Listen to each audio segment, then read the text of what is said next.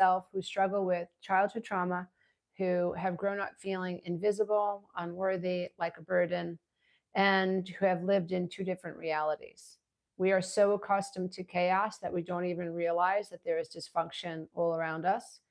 We have lived with people who ignored chaos, so we don't even realize that we're living in chaos. We are unhappy. We are resentful. We are full of triggers. We feel emotionally dysregulated. We are angry a lot of the time. We are depressed a lot of the time. We're afraid to be vulnerable. We're afraid to be intimate with other people. Hi, Robin. We're so afraid.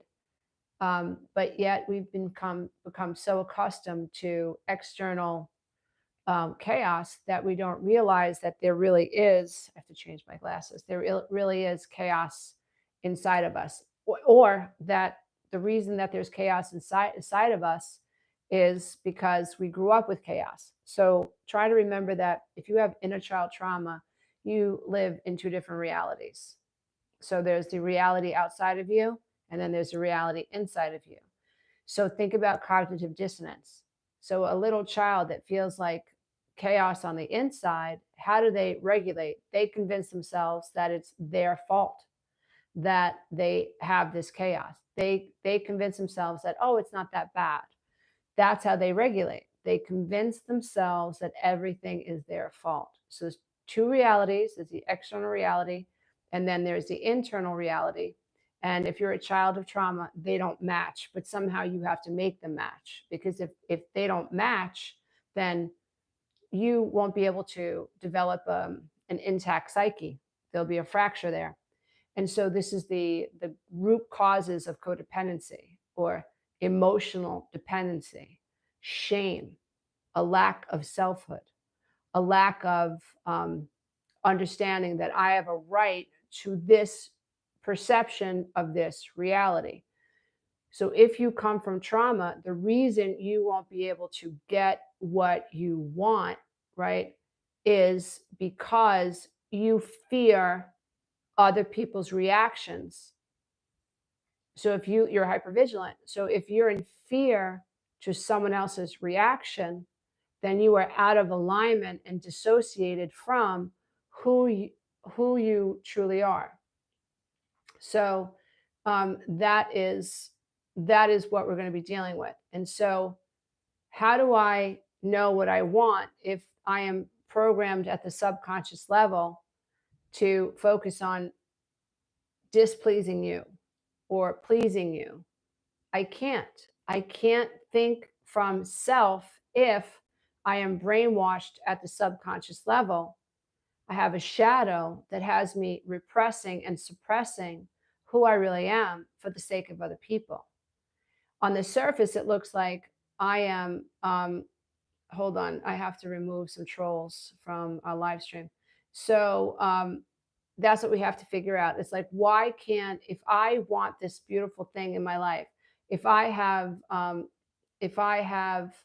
a wounded inner child, then I can't get there. And it's because, sorry, we have a lot of trolls today. It is because I'm hyper vigilant. I'm focused on what other people want. And when I'm focused on what other people want, I'm dissociated from the self. I can't tell you what I need. I can't even go inside myself and tell you what I need, because I am so afraid of other people's disapproval. So when you're codependent, you're programmed to worry about other people's rejection. You're programmed to worry about upsetting them. You're programmed to live in fear of their reaction. You are afraid to speak up. You are afraid to say, I think, I feel, and this is what happens. So how do you then get what you want if your whole reality is you have to abandon the self? It's self-abandonment. And at this level, what it really is at this level is that you are, what you're doing is that hold on one second. What you're doing at this level is that you're saying that I have to suppress and repress and suppress and deny these beautiful facets of myself for the sake of this emotionally dependent relationship. And so it's important that what we're trying to understand is that when we are frustrated by our lives and we can't get what we want, it's a matter of understanding, but why? Why can't I get what I want? And then it's a matter of breaking it down from a higher state of consciousness. It's about self discovery work, it's about self inquiry, it's self exploration. It's like, well, why don't I get what I want? Well, can you buy a pair of shoes that you want if you don't think about them and you don't have a plan to find your way to get them? You can't. You can't, because your focus is being hijacked on something else. And so the self inquiry is so important. The self discovery is so important. The self exploration. It is us understanding that we do have shadows. So every codependent has a shadow. You have many shadows, but shadow isn't bad and shadow isn't good. Shadow is just the parts of our consciousness that we've suppressed. The need for approval. We think there's something wrong with approval, and that's why we people please. So we find backwards ways to get approval by bending over backwards for someone who's narcissistic. So we suppress the need for approval, it becomes part of the shadow. We suppress the natural need for validation and for affirmation. And so it becomes part of the shadow. So what do? We become perfectionistic. You see, this crap that we suppress and repress comes out other ways. So it's so important that we understand that, wow, healing is really about diving into the shadow with curiosity, with this idea, well, what's in there? What's in the subconscious mind? Why do I seek approval? Because you didn't get enough approval. And you don't know how to seek your own approval. And you feel ashamed of needing approval. And so you don't feel worthy of approval. And so you bend over backwards, you become a people pleaser, or you enable, or you find people who are projects. And certainly broken people won't leave you. Certainly the most dysfunctional people won't leave you because you'll spend your life fixing them. And you will avoid the shadow inside of you, which is the need for validation or need for connection. And so you will go the backwards way to seek what you have suppressed. So in my childhood, my mother would say, "Oh, she's just looking for attention," if I cried, right? Well, that's so what did that do? That forced me to be afraid to seek attention. So what did I do? I made myself really small and I never put myself out there. And so I isolated a lot because I thought, wow, it must be really bad to seek attention, or I was really trying to seek connection, right? But my mother shamed me, and she would say, "Oh, well, she's just looking for attention." So my mother's answer, because she had her own shadows, was just ignore the shit out of me and to shame me, right? So she shamed me, and she made me push the need to feel seen into a shadow, but it comes out another way. It comes out as codependency. And so a codependent is looking for connection. A codependent is looking for attachment, albeit in dysfunctional ways. And I was liberated from codependency when I started embracing my shadow, when I started saying, like, it's okay to want validation. The right partner is not going to disown me. The right partner is not going to shame me. The right partner and I are going to see eye to eye on a lot of things. Boom, natural validation, right? Natural connection. So there's not anything wrong to for us to seek validation in a healthy way. So this is the thing, when you accept that you have this shadow, this need for connection, this need for affirmation, which is why narcissists don't heal, they don't go there. See, I finally got to a point where it's just like, there's nothing wrong with me, right? There's nothing wrong with me needing to feel loved and affirmed by someone that I put a lot of energy into. And I'm not going to freaking be ashamed of that anymore. So, boom, that was me bringing light, as Rumi says, to that shadow of needing affirmation. The need comes from never receiving it. So, if you come from a narcissistic family, right? If you come from a narcissistic family, you're not going to be validated. If you're the most emotionally honest in the family, you will be scapegoated. You will be punished, right? And so it's important that we realize that if you come from a narcissistic family, a lot of okay, so I'm so sorry for so many trolls that are so narcissistic on this. I guess it's because it's Saturday. I don't understand. But anyway, they are what they are. But when you get to a point where you're just like, okay, this is this is my shadow. I need affirmation. I need approval. But there's nothing wrong with me seeking my own approval, which means I have to face it. I have to face it. And then I have to face the